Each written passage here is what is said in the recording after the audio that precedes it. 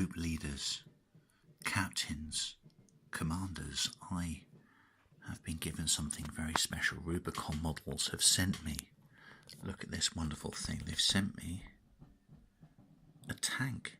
How amazing is that? They've sent me a Sherman Tank. I'm very excited. So it's a 156 stroke 28mm scale Sherman Tank M4A2. Now that's interesting there, isn't it?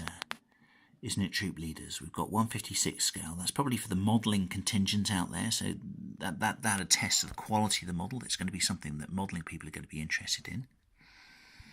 28mm scale indicates to me that it's also designed for use in wargaming, like bolt action springs to mind. I'm sure there are other great 28mm scale war games out there which people can tell me about in the comments if they'd like to. I'd really appreciate that.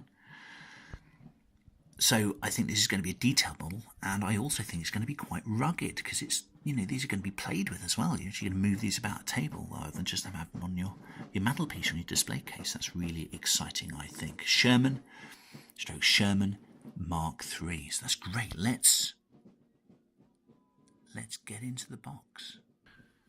So the first thing that you'll notice about this box is it's a box. It's not actually wrapped. Look.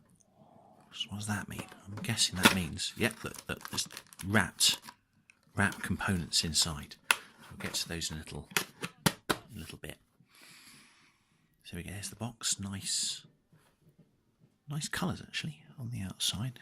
Very high quality printing. I would put forward. There we go. And information, different designations of the Sherman there.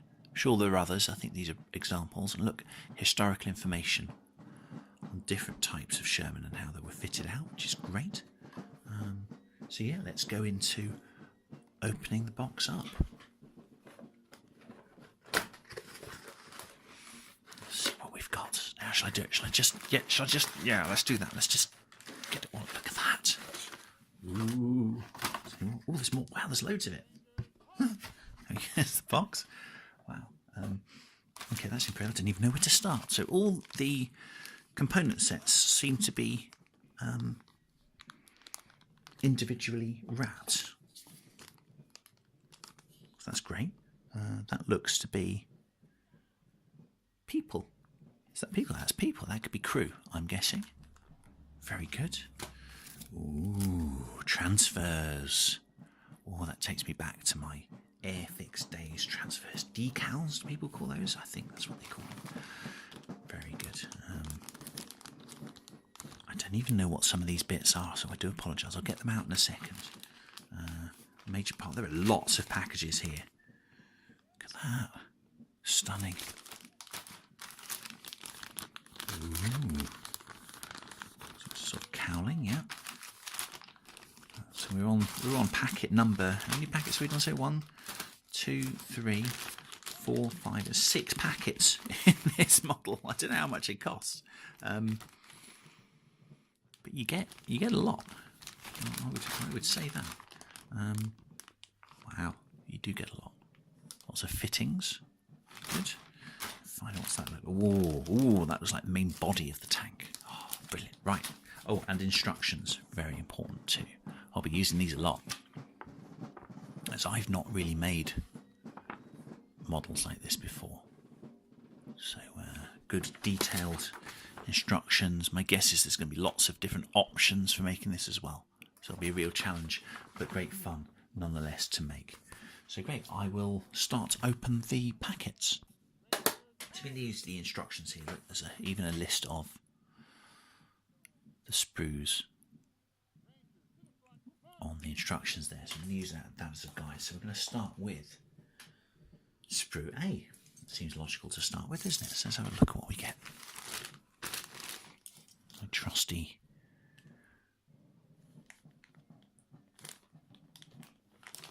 yellow knife of ultimate penetration.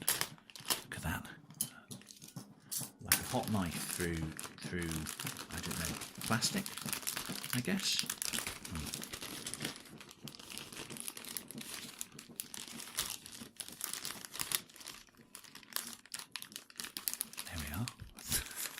thought I hadn't made. I thought I'd said that it penetrated and it hadn't for a second there. Here we go.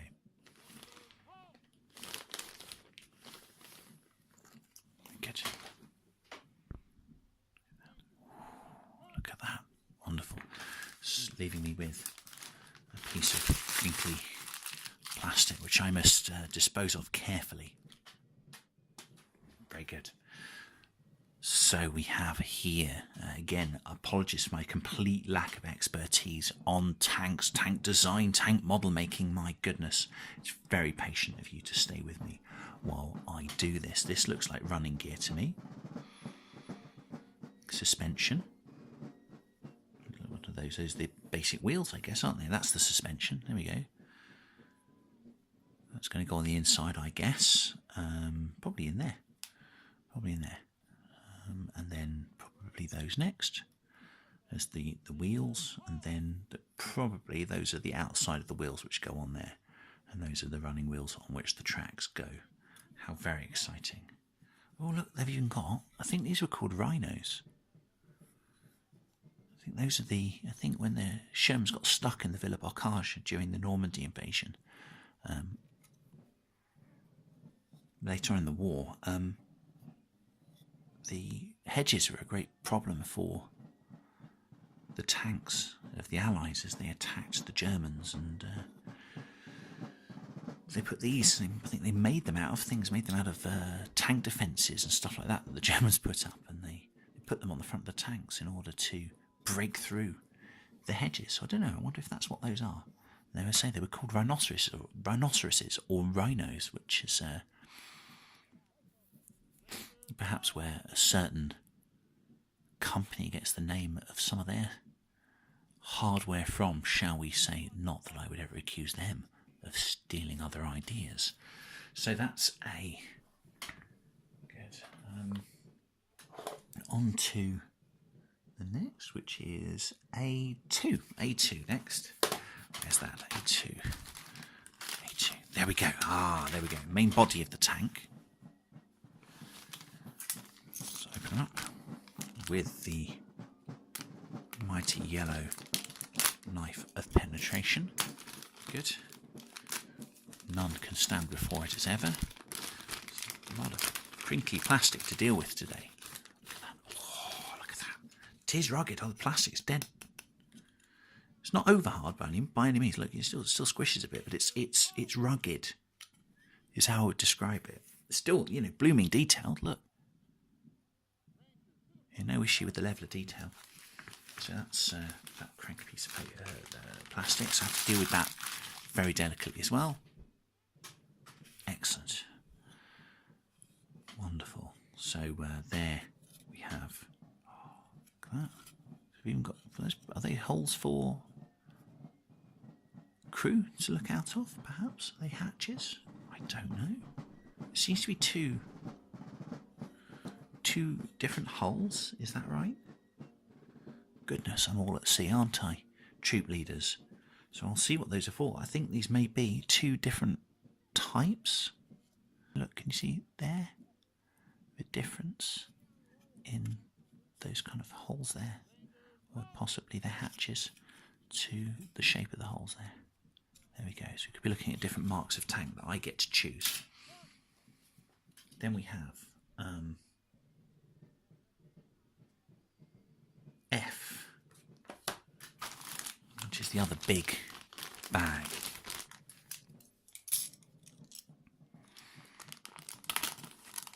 Like Excalibur, bringing justice to all model packaging. There we go. Oh, look at that. Oh, now I'm excited.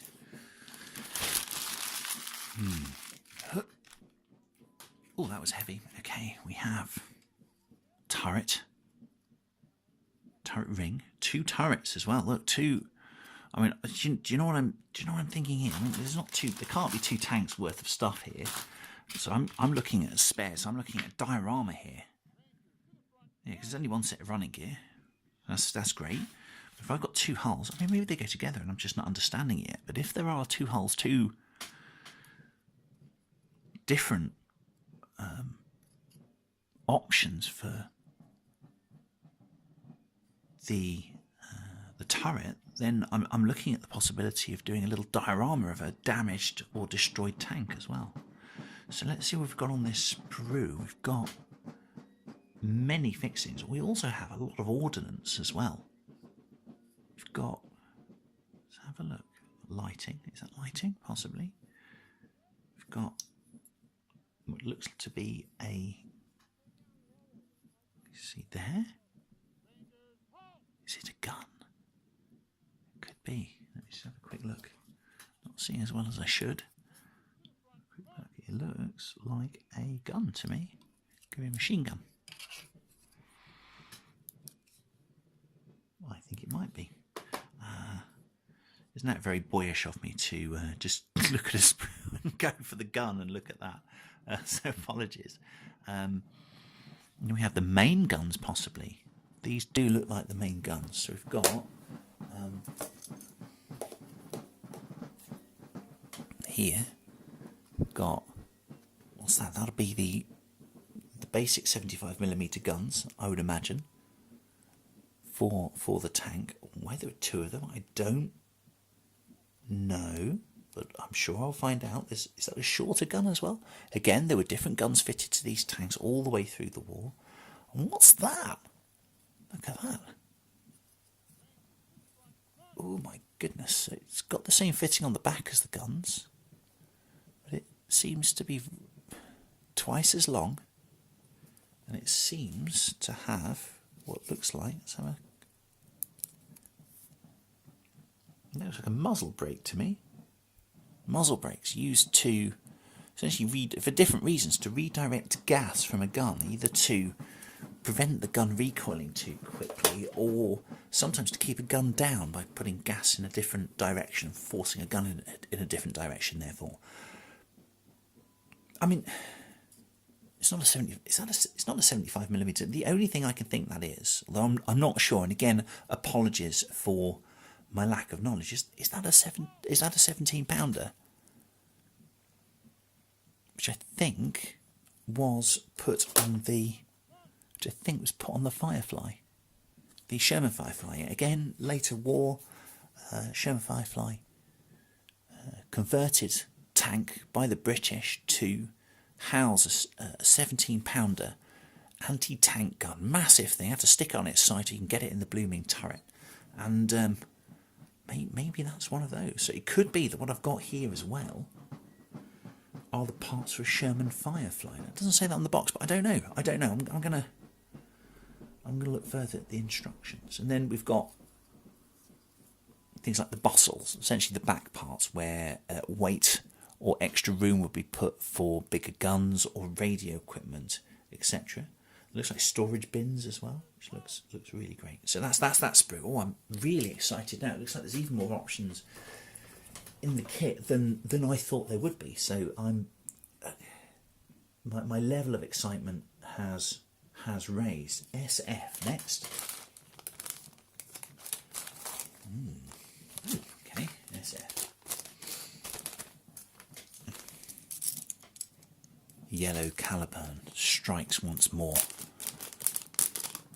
cutting deeply into the souls as well as the flesh of the enemy of modelling utopia. There we are.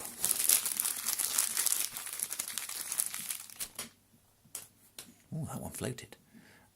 This looks like, I don't know what that is. Some sort of mantlet? I don't know. I'd have to come back to that one. These look like they go on the outside of tracks. There we go, to cover them. Like a guard, a mud guard, or a piece of cowling, etc. Excellent. Really good. Then we've got two more.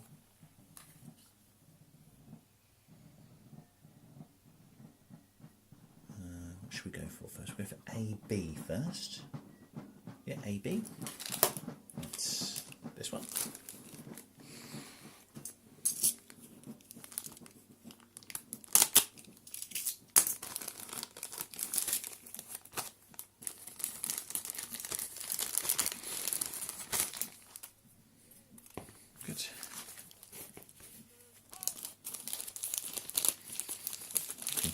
plastic. Now, is delicately placing this for some sort of, I don't know, recycling going to be any less enjoyable because it's smaller? No, not one bit. Every bit is enjoyable. So we have, I have no idea. Oh, I don't know. What is that? Oh, maybe you guys can tell me. I don't know. I don't even know what this stuff is. No idea. Let me see. Yeah, I simply don't know what that stuff is. Can you see how far out of my depth I am? I'll put that aside and I'll try and find out what that is later. And then finally, sprue CR, which I think I mentioned at the beginning, is the crew, I think. So you get, on top of this, you get little model soldiers. I mean, how cool is that? As Caliburn strikes for the last time today. Striking true as ever. Okay.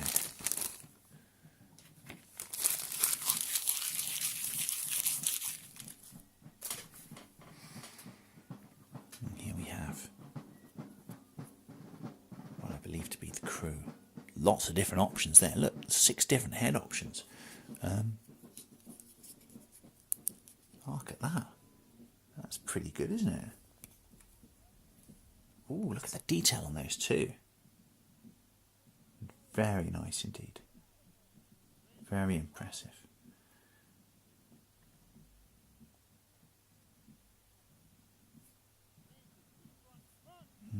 Different regiments perhaps. Different hats. Oh, got someone there with his, looks like he's got his headphones on. So if you were inclined for historical accuracy, you would marry the correct head, correct uniform perhaps. If you wanted something a bit different, say if you were finding, playing some sort of alternative game or something like that, then you just choose the combination that you want, and this gives you quite a few combinations. So let's look back at a couple of the sprues to look at the kind of the level of detail on these. So I think this is what we're getting here. We're getting a mixture of the detail and also the practicability. So some wargaming models are really detailed, and I wouldn't say they're not, but a modeller's model has got just a level of detail all of its own, and I think that's what we're recreating here. I think we've got a really nice level of crisp detail, which you get from what looks like years of casting in plastic, and that level of playability because it's rugged. Again, let's have a look at that. Can you see the muzzle brake? You can. I bet you can actually see the muzzle brake there, like I can. So that's really, really impressive. So just before I pop off and put this together, I'm going to see if I can find something just to look at the metal. And see if I can find something to look at the plastic in a little bit more detail, because I'm interested to see this plastic. So let's just I'm going to bring Caliburn back. Yeah, it cuts okay. Look, it's malleable. Yeah, it's just quite hard plastic. So I think once you get a bond, it's going to take. It's not going to be impossible. It's not going to be hard to glue, but I think you're going to have to give it some welly with the glue. You're going to need some quality glue for this. Quality. Is it polystyrene cement, if that's the term for it, but some quality stuff. Because I think once this goes together, you're going to want it to stay together, and you really want to melt that plastic and get it to bond nicely. So let's see if I'm going to see if I can't see anything immediately on the box. I'll link somewhere if there were space on the video somewhere to see if there might be a place to suggest some glue that you might use to help with this project. So great, I'm going to get on with starting to make it. It's going to take me some time because, as I say, I've not attempted anything like this, but I am terribly, terribly excited. Pondering. .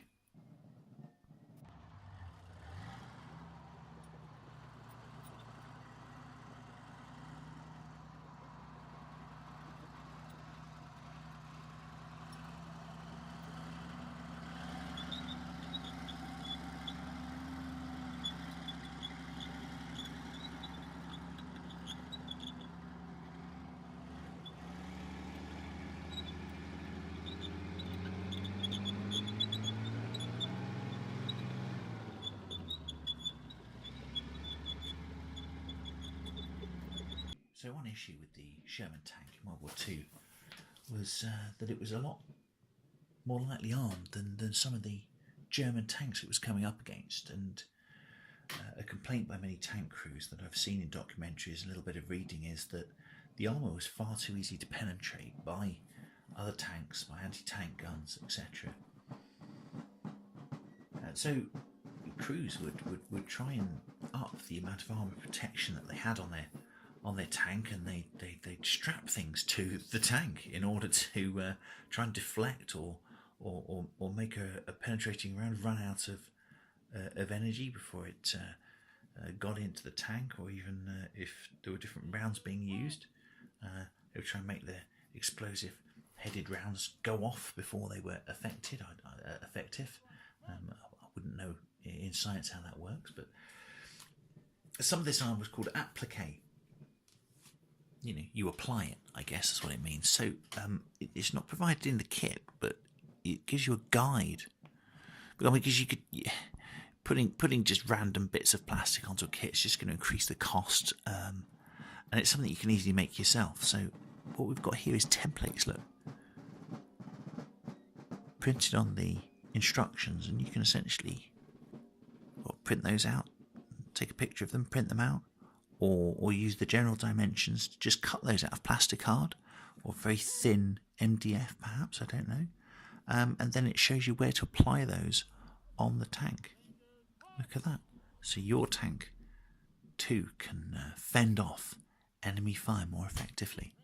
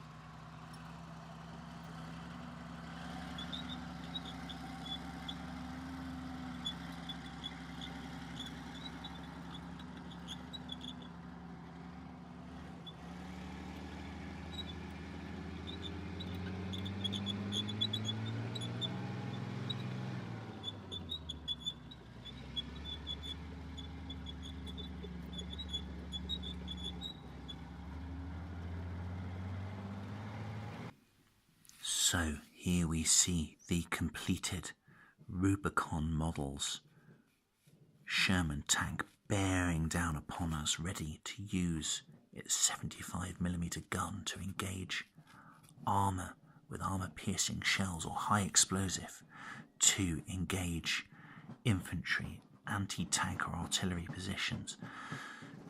It's what you need for getting rid of a machine gun nest, isn't it? Isn't it truly? There's definitely the coaxial machine gun there.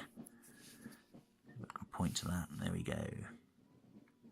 On the side of the turret, the armour hull-fitted machine gun there. This little mount ready again to give secondary firepower to the tank. I've also modelled a large machine gun on the top. Now this often wasn't done in British tanks of this type, and isn't actually on the Mark III British fit. So I've put it on there for fun, just to show you guys also that you can put a machine gun on and do different types of loadout for this tank, American versions, etc. So, you can take it off. There we go, and it's probably better for travelling, for transport anyway, isn't it? But I didn't glue that on, so just a bit of fun to put the large gun on there. Let's look around at the tank using my advanced servo-assisted laser-guided turntable system. Here we are. Great detail all round. Wonderful little features on the tank. This here for the Mark III, put on possibly for protecting the engines. I don't know, for the engine grille there, I'm not sure. The low bustle, part of the Mark III build as well. There, that's the bustle apparently. That bit there. I put skirting on as well, that's optional. So all this skirting along here is optional. 2 different types of skirting you can put on as well. So that was really fun.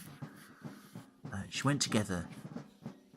It was a slow start for me because I'm not really used to making models, but it wasn't rocket science to do either. Once I read the instructions properly, they're not hard to follow, and she went together really quickly, and I actually found I speeded up towards the end, so I was quite slow starting and then really started motoring, laying stuff out, just banging it on really quickly. So I'm really pleased with that. So thank you to Rubicon Models for sending me not only a model but a project and a foray into projects that I haven't dared look at before.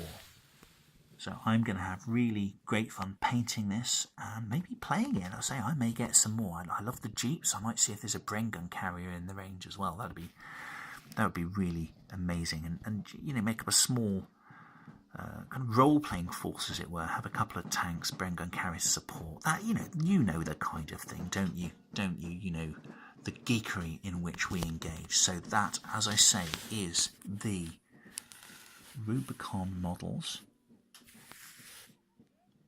Sherman Tank. As you say, there's different types of tank that you can make up in this kit. But so there you go, Rubicon Models, and I'll share the link to their website in the description below. So thanks for joining me. Remember that when you're landed in Normandy, you're in the Villa Bocage, you're being attacked from all sides. Stay strong, stay alert, and keep the tea on the go. It'll get you through.